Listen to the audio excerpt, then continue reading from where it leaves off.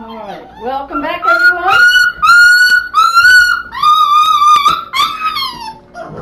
We're having a little discussion here amongst the siblings, nothing new. So welcome back everyone. It is tea time with SSD Moe and myself, Susan Tyson, and Moe and I are volunteers with Susquehanna Service Dogs. And Moe is here with her first litter of puppies that are going to try real hard to become service dogs when they grow up and help someone with a disability. So the puppies are now 1 day away from being 5 weeks old. So they are kind of like little kids, getting a tad more obnoxious. Excuse me, let's use a better word. Active.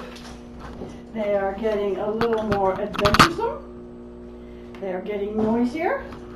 And of course, all of their coordination is improving tremendously so that they can climb, they can explore, they can jump, they can run. And remember, Timmy and Sammy, exercise is good for developing a good brain. So these puppies need exercise. So we're waiting. The other thing we're waiting for is some real spring weather so we can go back on the deck again so they can really run. You can see watching the puppy's little Clarity here in the blue collar. He's practicing his tug, which is a wonderful thing. We're going to encourage that. How does a service dog open a door for a partner? He tugs on a tug toy and opens the door. So we're going to encourage that tugging behavior right now, even though it's kind of a pain because he's tugging everything all over. But we still want to encourage that behavior. A lot of the behaviors that the service dogs do to work with their partner is really based on a natural behavior that the dogs do anyway. So that's one of the reasons that they enjoy doing it. As you can see, Clarity likes to play tug. So he'll grow up going, "You want me to open the refrigerator door with that tug?" "Sure." Sounds like a good deal. And of course the trainers will refine it so that Clarity will only open the refrigerator when the partner wants the refrigerator door opened, not when Clarity wants to open it and see what's in there. So Clarity will have some rules that go along with his tugging. Now the other thing that the puppies learn, remember the puppies have teeth. Remember that dogs explore the world with their mouth. So what is Serenity doing right now? He's exploring my foot and my sock. But remember, they now have teeth. And Serenity's going to have to learn to not pull on people's socks. So as you can see, it's kind of like having a house full of toddlers. It's getting a little chaotic in here. And it will improve in a few weeks. We will use these in a minute here. Let's get them out of the way. So the puppies are all going in many different directions and they're exploring things. I've put a couple of new things in here for them.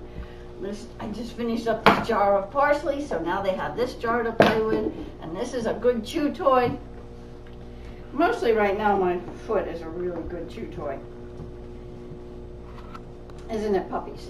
So remember yesterday we worked on feeding them a little bit of canned baby food meat. What is this? Chicken. Pureed chicken. Puppies? Puppies, you have sharp little teeth. Okay, puppies. So we're still introducing them to the taste of this chicken. Remember, they've never had plain, straight, pureed chicken before. They seem to approve.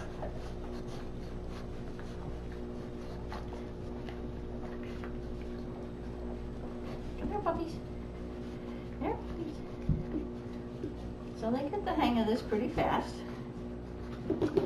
So remember, our goal is going to be that this is going to be their reward for doing a behavior that we would like them to do, which in the beginning is looking up at me as their handler. So this is the first step to teaching that behavior. And you can see, if you watch real closely, they're working on it. There's Serenity. He's looking at my hand. We need to change that to looking at my face, but we'll take one step at a time. This is a big change for these puppies to look up while they eat. Whoa, siblings. Sibling rivalry is alive and well in any litter of puppies. And it's kind of like feeding the baby the first time with a spoon all over, with food all over everything. So I think we can safely say that they enjoy that. So the next thing I'm going to work on, remember they haven't really chewed anything. So I have a soft treat here. It happens to be a milk bone, soft and chewy treat. And I take little tiny pieces. And remember, they're not used to chewing things. Oh, well, kind of good at practicing that. That's a tiny little piece, because remember they haven't chewed. We don't want them to choke on it.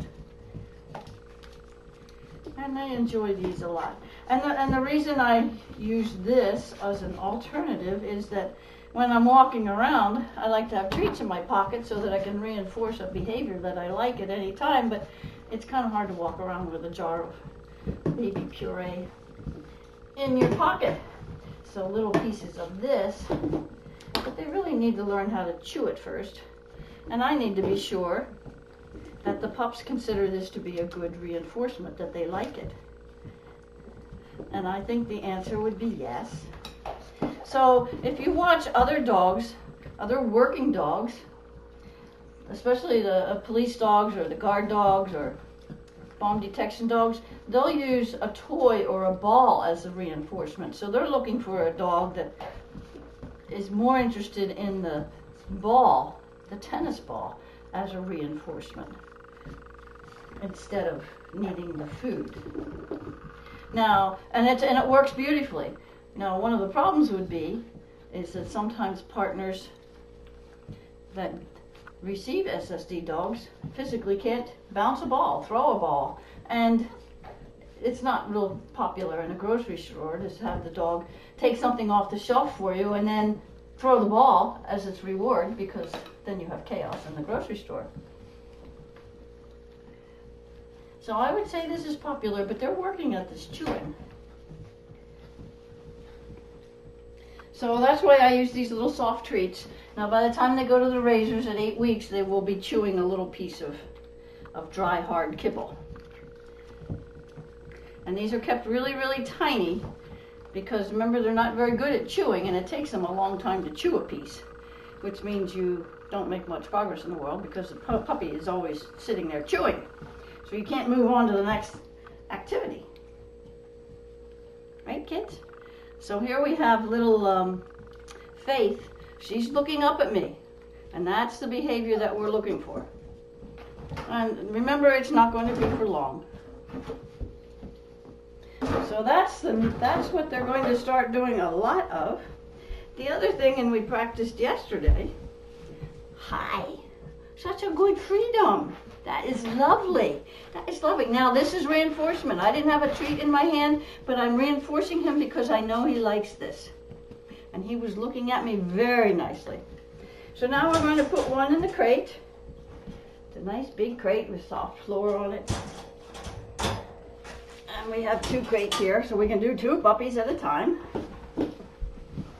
In you go, puppy.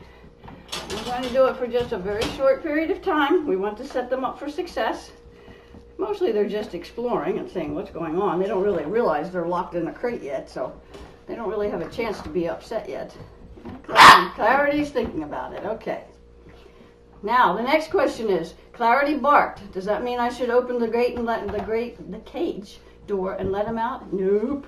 He has to be silent for a few seconds before I can let him out. Otherwise, he learns barking gets me out of the crate. So what he needs to learn is silence gets me out of the crate. Okay, puppy. Come on, Clarity. That's a good puppy. Okay, in you go. Whoever you are. I think that's Joy. All right, come on, Serenity. And Freedom, you go in the crate. And we're going to start doing this several times a day. The other thing, our goal is to make the crate a wonderful place for the puppies. We really like our crate. We want to go there. So what is near and dear to these puppies' hearts? Food. So in another week or so, we'll start feeding them their meals in the crate so that they go, oh boy, dinner, crate, sure, good stuff. Right, kids? Okay, come on, Freedom. Okay, Glory, in you go. Uh-oh, uh-oh. Now we have to give little Faith a second here. Okay, come on, puppy. Come on, puppy. Serenity, you already were in. Okay, there you go. So we're working our way through all the puppies. This does take a while. When you have 8 or 9 or 10 puppies, this takes a while. Of course, you can have more crates, but it still gets to be a juggling act, doesn't it, puppies? Yes. Uh-oh. Somebody's not happy. She sees interesting things going on out here. So we gotta let her be quiet for a second. Come on, puppy. Come on, Glory.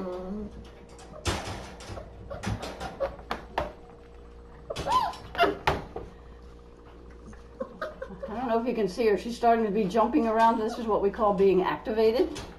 This has made her go, whoa, and get jumpy.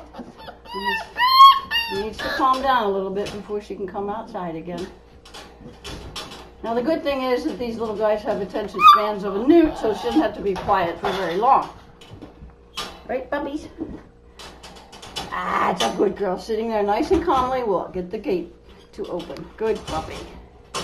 Okay, so I'll finish the rest of them later. Okay. All right, now, it is lunchtime for these little growing little creatures. And we're going to try something different today. We're going to make the kids work for their meal. So what? Let's see, we're going to have to figure this out. Move some of our stuff. And we're going to... Puppies! Puppies! I'm going to roll out their food. It's got a lot less water in it now.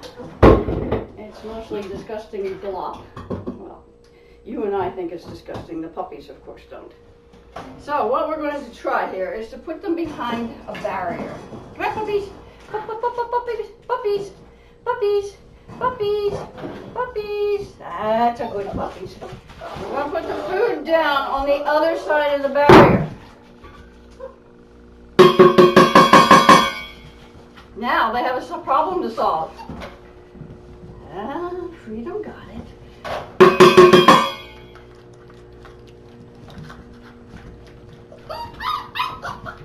There's Serenity. Come on, Glory, you can do it. Am I going to help? Am I going to help, Glory? Nope. Because what's going to happen next time? Glory's going to say, I can only do this with help, Mom. So we're going to let him sit here and think about it, be pathetic, and luck would have, oh, look at that. And you can watch tomorrow and see how fast Glory goes, oh, I got this figured out. So that may seem really simple, but to these little guys, it was a problem-solving exercise that they all did very well at. And that food is going away quite rapidly. I've decreased the amount of water. It's still mush, but now it's 1 cup of water to 1 cup of kibble, and heated and mushed. And we'll slowly start making the kibble pieces so they have to actually crunch them rather than lick it. And they have to learn how to chew it. And they're working on their circling technique. It depends on the litter. But they end up pushing each other around in a circle, and it ends up, some litters, it's very amusing because they go spin, spin, spin. But it takes a while to develop that technique. So that's our story for today. We're going to let the puppies finish eating lunch. And then, as with most babies, they will take a nap, and peace and quiet will reign. So thanks for joining us, everyone. That's all we have for today. Come and join us tomorrow. Right, Mo? Mo will still be here. Yeah. And Mo's a very good girl. She's a good mommy. So thanks for joining us, everyone, and we'll see you all tomorrow. Bye-bye.